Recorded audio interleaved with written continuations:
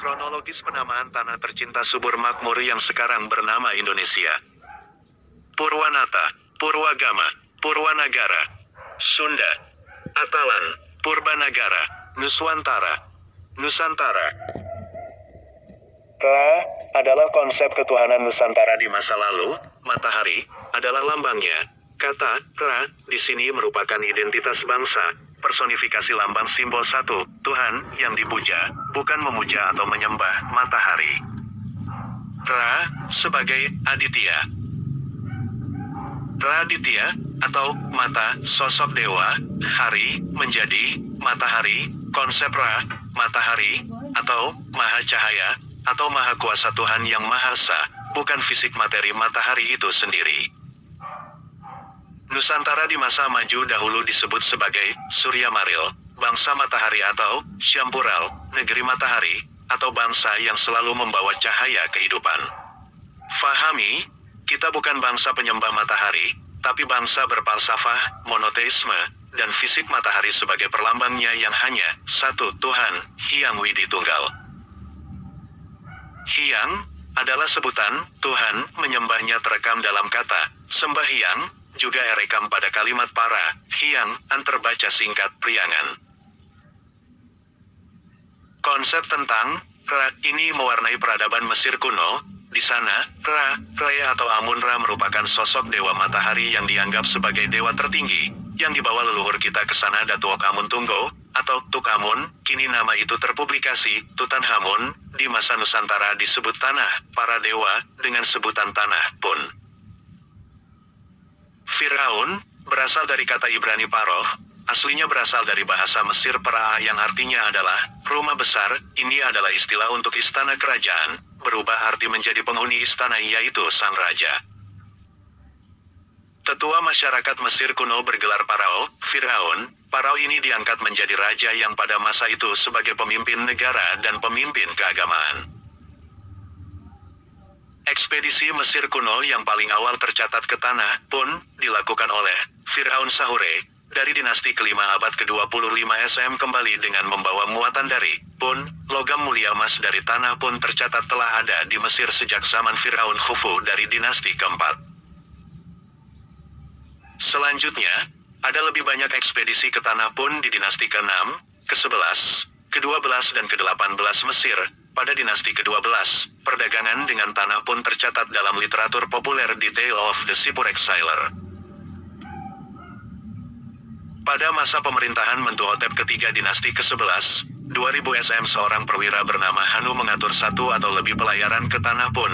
Misi perdagangan Firaun dinasti ke-12 Senusret pertama, Amenemhat kedua, dan Amenemhat keempat juga berhasil menavigasi jalan mereka ke dan dari tanah pun.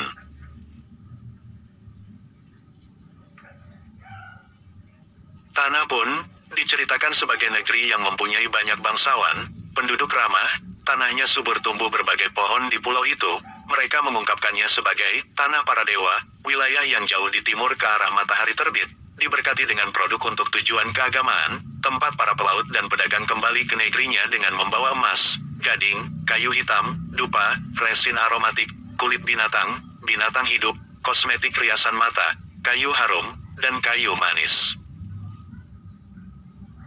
Sebuah laporan tentang pelayaran 5 kapal itu tergambar pada relief di kuil mumi Hatshepsut di Deir el-Bahri. Teks relief kuil Hatshepsut memperlihatkan bahwa utusannya, Kanselir Nesi, yang disebut sebagai kepala ekspedisi, telah melakukan perjalanan ke tanah pun, dan mendapatkan hadiah dari penduduk asli. Dalam relief diceritakan tanah pun saat itu diperintah oleh Raja Parahu dan Ratu Ati. Ekspedisi Hatshepsut yang diilustrasikan dengan baik ini terjadi pada tahun ke-9 pemerintahan Firaun perempuan dengan restu Dewa Amun.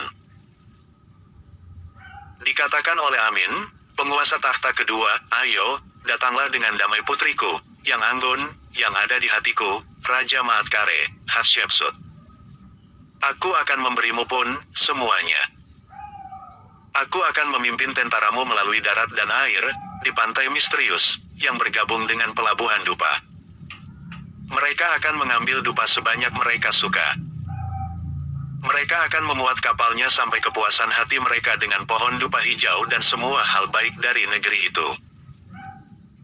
Setelah berakhirnya periode kerajaan baru, Tanah pun menjadi negeri mitos dan legenda yang tidak nyata dan menakjubkan, namun orang-orang Mesir mempercayai bahwa leluhurnya berasal dari tanah pun. Di mana tanah ini sebenarnya? Pulau atau tanah penghasil emas juga gading, kayu hitam, dupa, resin aromatik, kulit binatang, binatang hidup, kosmetik riasan mata, kayu harum, dan kayu manis. Adalah Nusantara Sefarnat Vipa. Sefarna adalah emas, Devipa artinya pulau, yang dalam Alkitab tertulis, Ofir, saat ini bernama Gunung Talamau. Amun, dalam bahasa Mesir Yamanu, juga diucapkan Amon, Amun, Amen dan kadang disebut Imen. Dalam bahasa Yunani Amen-Amen dan Hamen-Hamen adalah nama dewa dalam mitologi Mesir yang muncul secara berangsur-angsur dari konsep abstrak menjadi dewa pelindung, Thebes, dewa penting di Mesir kuno. Amun sering digambarkan mengenakan mahkota bulu tinggi, raja para dewa. Nama, Thebai, merupakan terjemahan bahasa Yunani.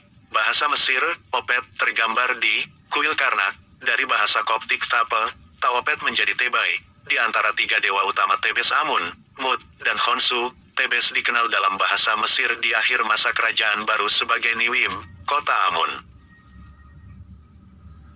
Nama ini dipakai dalam Alkitab Ibrani dan Perjanjian Lama di Alkitab sebagai Pno Amon, Kitab Nahum 3:8, kemungkinan sama dengan Pno, Kitab Yehezkiel 30:14-16, Kitab Yeremia 46:25. Dinding-dinding di Djeser-Djeseru mengilustrasikan autobiografi Hatshepsut, termasuk cerita tentang perjalanannya ke tanah pun. Juga ditemukan di Djeser-Djeseru adalah akar utuh pohon kemenyan, yang pernah menghiasi halaman depan kuil. Pohon-pohon ini dikumpulkan oleh Hatshepsut dalam ekspedisinya ke tanah pun. Menurut sejarah, ia membawa 5 kapal penuh barang, termasuk flora dan fauna. Inilah Nusantara yang disebut bangsa lain dengan sebutan tanah para dewa, disebut dengan tanah pun.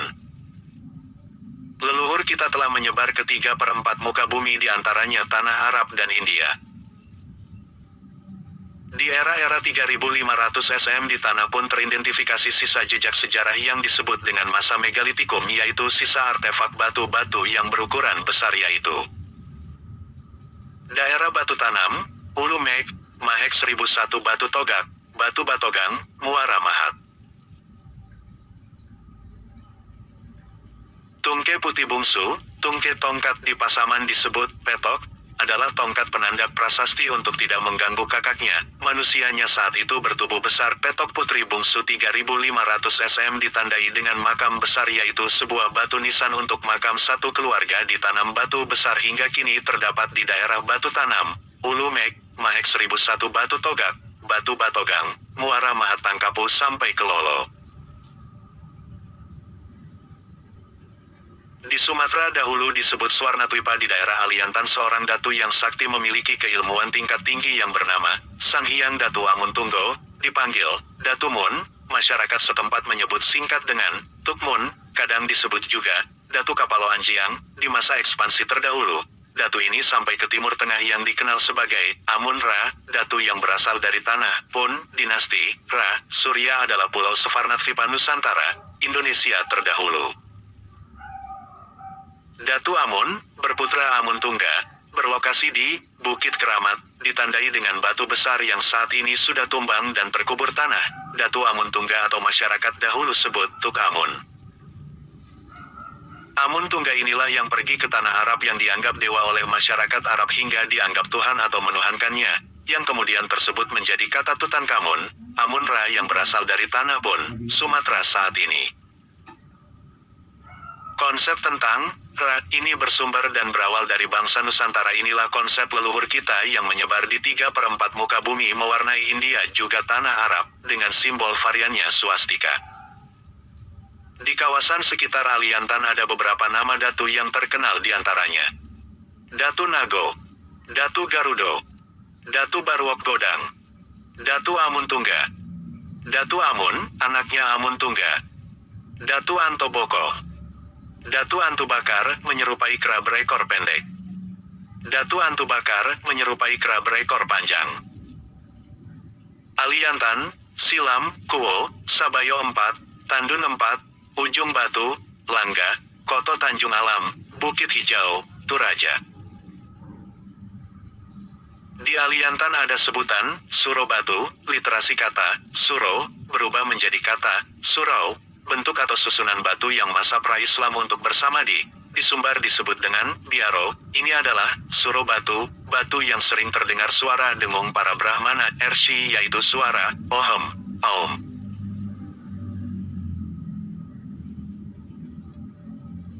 Kadatuan, Srivijaya, sebelum dan sesudah 4058 SM mempunyai kota suci juga pusat puja ajaran, dharmik original, pra-Islam bernama, Montakui, setelahnya, Muotakui, kemudian menjadi rancu setelah penjajah hingga kini menjadi, Muaratakus, disinilah para pesiara Tiongkok, belajar, mereka menyalin kitab dan membawa, dharmik, ke negerinya, bukan membawa, Buddhism, lalu disebarkan ke Nusantara. Pelajar pesiara Tiongkok yang datang ke Nusantara. Fahuan 337-422 M. Sungyun 518-521 M. Hiensang 602-664 M. Huining 664 M 667 M. Ising 671-695 M. Atisa di Pamkara Ricnana, tahun 1013 M, belajar 12 tahun di Istana, Payung Perak, lokasi di atas Bukit Arah Barat Pusat Puja, 1 km dari area universitas tertua dunia yang bercabang di Nalanda, India. Saat Ising 671-695 M kesini hanya tersisa pondasinya saja. Di kawasan gerbang utara kota suci sekitar Aliantan, kata ini perpaduan dari kata, Arya, dan Tantra. Area ini adalah area pembelajaran tingkat tinggi ajaran, dharmik, ditandai dengan masih tersisanya goa-goa dengan nama Ershi, Master Datu, nama Datu yang terkenal.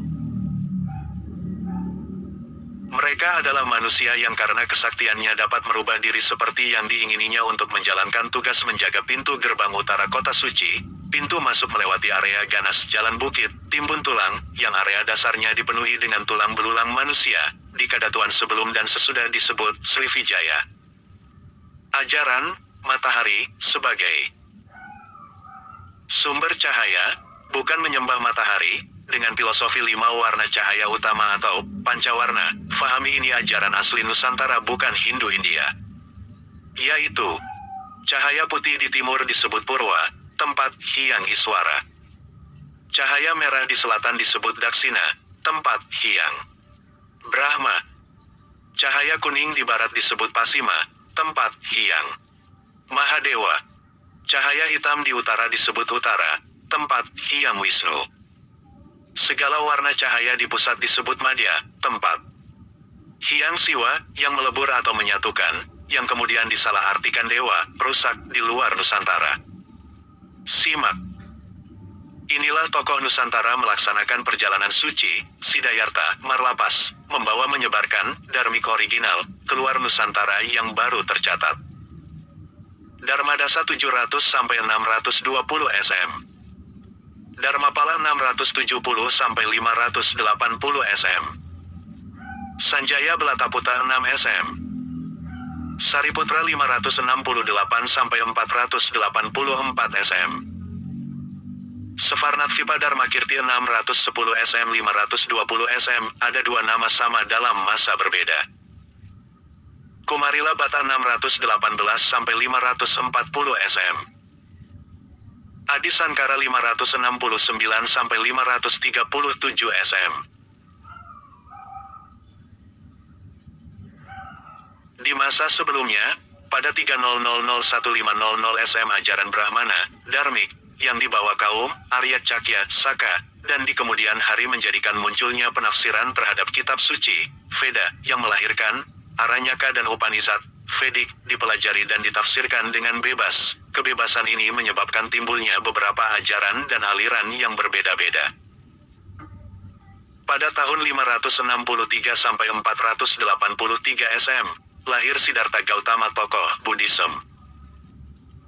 Pada tahun 549-477 SM, lahir Mahavira tokoh Jainism.